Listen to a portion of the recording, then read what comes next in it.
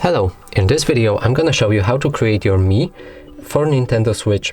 So to do this, you'll need to go to settings, and here you'll need to maneuver to Mii like this, create, edit a Mii,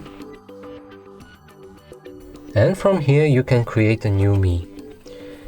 And you can select from these three options: start from scratch, create from likeness, copy Mii from Amiibo. I'm gonna create a from likeness. Here you can choose the gender.